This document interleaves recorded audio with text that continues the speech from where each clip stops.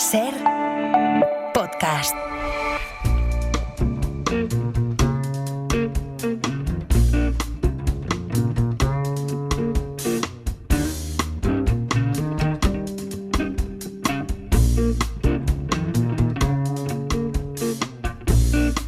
Expediente Precedo.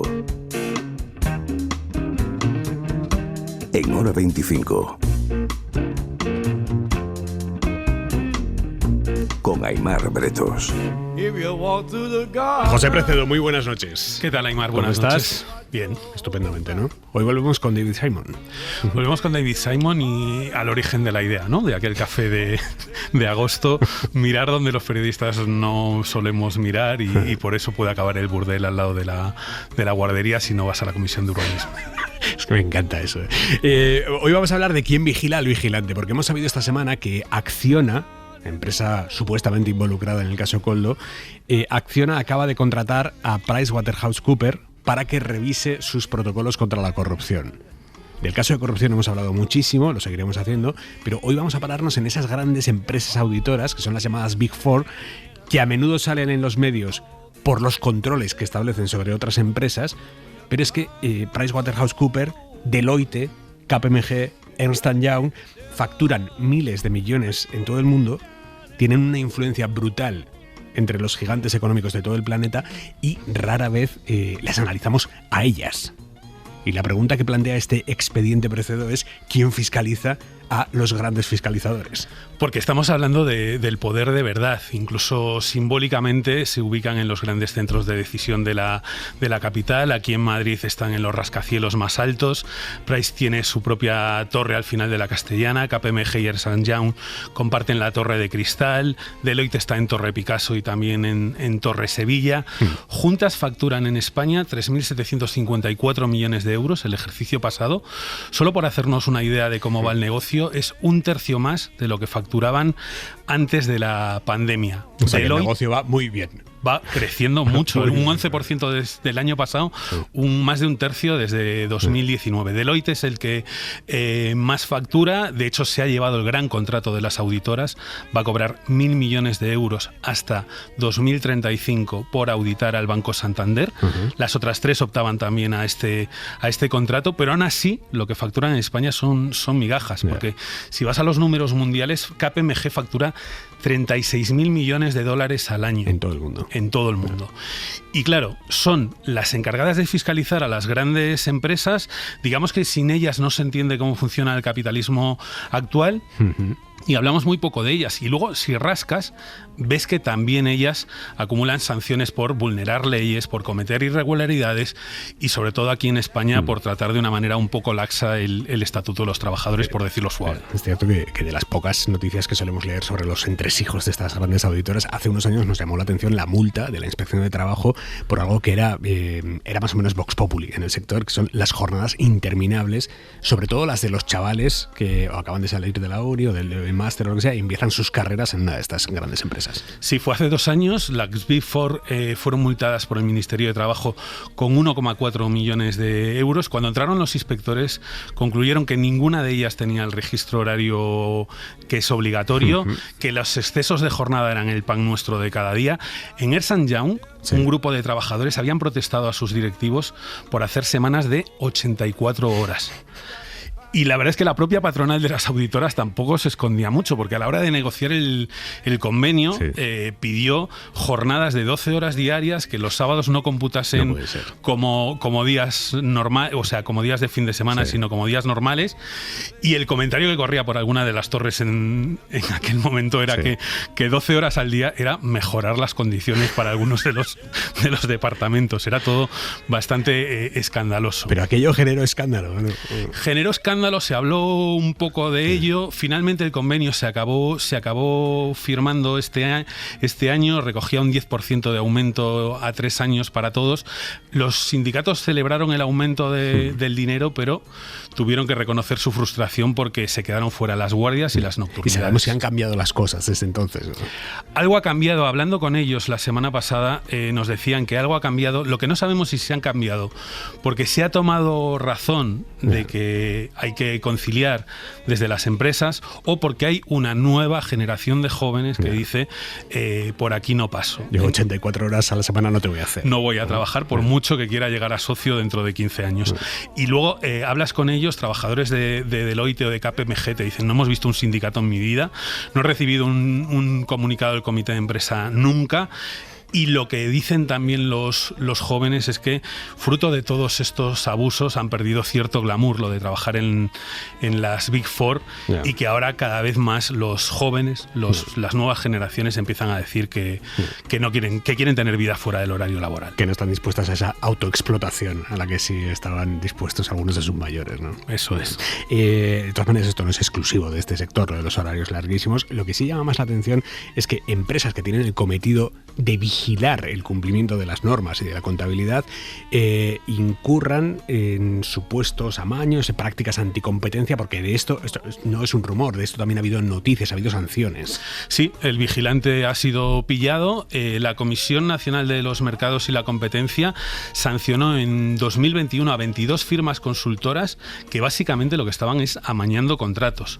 Lo que declaró probado la Comisión de Competencia es que esas 22 firmas de consultoría pactaron, se confabularon para amañar contratos de administraciones públicas, para subir los precios, y pactaban a qué concursos se presentaban e incluso se confabularon para plantear ofertas ficticias en 173 contratos públicos durante 10 años, entre 2008 y 2018. En esa lista estaban 3 de las 4 Big Four. En la de sancionados.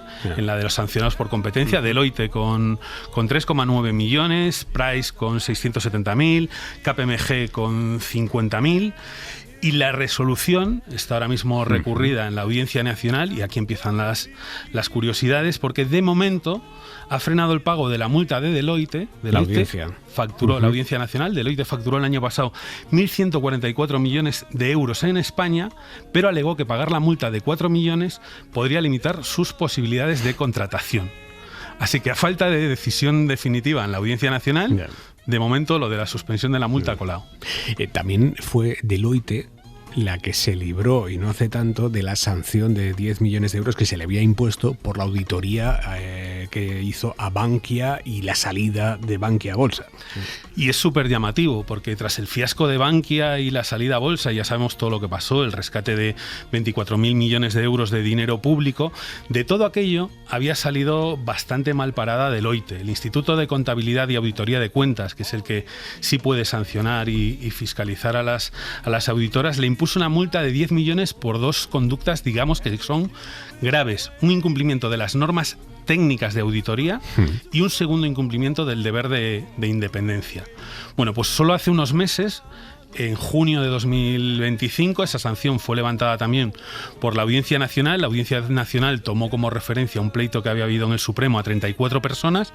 Como estas 34 personas que estaban acusadas de falsedad contable y falsedad documental en la salida a bolsa de Bankia fueron exoneradas, pues lo que dice la Audiencia Nacional es que tampoco hay material para sancionar a Deloitte, y que a fin de cuentas esas entidades también tenían que haber sido supervisadas por el Banco de España. Esto de todas maneras no es la primera vez que pasa. Yo me acuerdo con las cajas de ahorro, ¿no? Cuando las cajas de ahorro se hundieron todas, ahí también las empresas auditoras no tuvieron ninguna responsabilidad, a pesar de que tenían que haber vigilado todo aquello, ¿no? Sí, y es muy llamativo también porque tienes esa sensación de que cuando se anuncia que estas auditoras están encima, es como palabra de Dios, ahí no se va a escapar nadie y tal.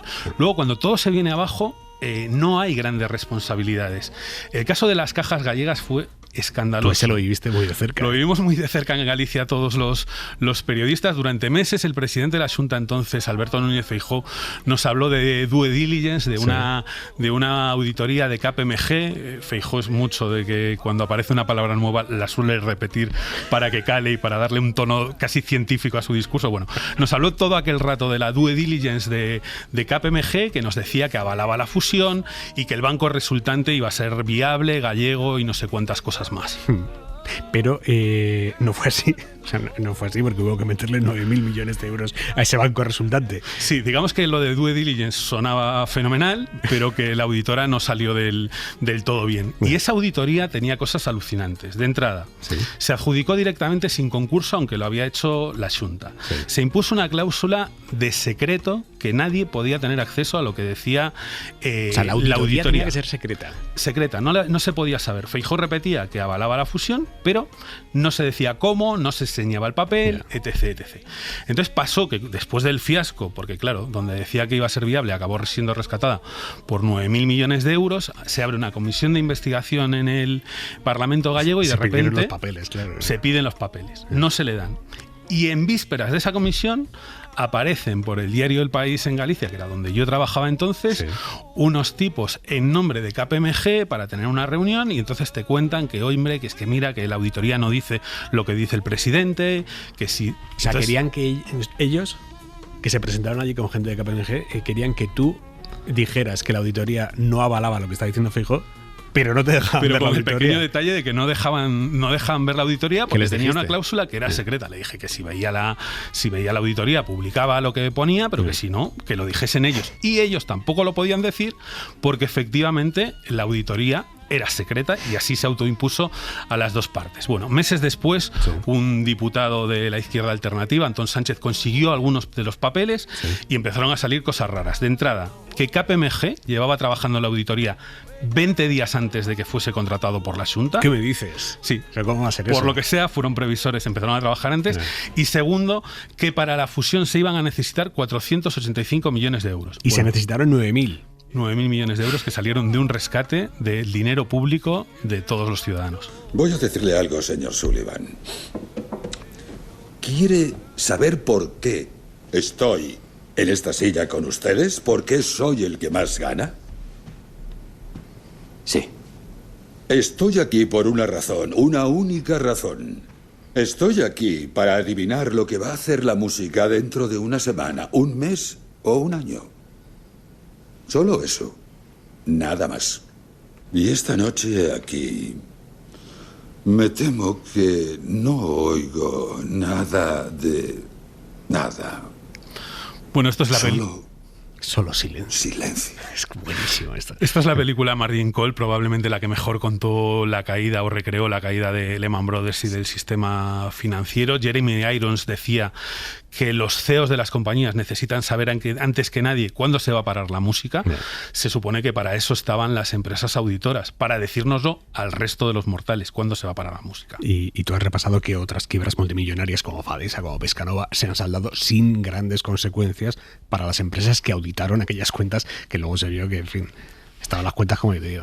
Y es cierto porque no es tampoco poner en duda todas las auditorías, se realizan millones a lo largo del año en España, pero sí llama la atención que al menos en estas grandes quiebras, en fiascos económicos que conocemos todos los nombres de esas empresas, no se haya hecho una mayor fiscalización de lo que estuvieron mirando, ¿no?, las auditoras. En Estados Unidos, cuando quiebra Enron, aquella eléctrica, se lleva por delante a una de las que entonces eran Big Five, Arthur Andersen, que acabó desapareciendo por mera reputación. En España tenemos varios casos Enron, la inmobiliaria Astroc, Fadesa, Pescanova, las cajas, y no ha habido un caso Arthur Andersen. ¿No? Nadie se cobró el prestigio de las auditoras que estaban detrás y que habían avalado algunas con calificaciones muy altas a esas empresas que acabaron quebrando. En España no hemos tenido el caso Arthur Andersen, pero sí hemos tenido varios Arturitos en cargos de mucha responsabilidad. Explícame quiénes son los Arturitos. Esto es jerga del sector. Arturito es el mote que se puso entre las auditoras a aquellos profesionales que saltaban desde las auditoras a los departamentos financieros de los clientes que auditaban. Claro. El nombre sale de Arthur Andersen, que cuando cae varios se van a las empresas auditadas, pero ya sirve para todo el sector. Y aquí, Aimar, nos vamos a frenar en seco, porque sí, efectivamente hay Arturitos en puestos muy altos de algunas empresas del IBEX, también entre algunas de las fortunas más grandes del país. Esos Arturitos son altísimos directivos, algún CEO incluso de alguna empresa auditada, que saltó de la auditora a la compañía para ser el primer directivo de ella. Precedo, buenas noches. Buenas noches, gracias, Aimar. Para no perderte ningún episodio, síguenos en la aplicación o la web de la SER, Podium Podcast o tu plataforma de audio favorita.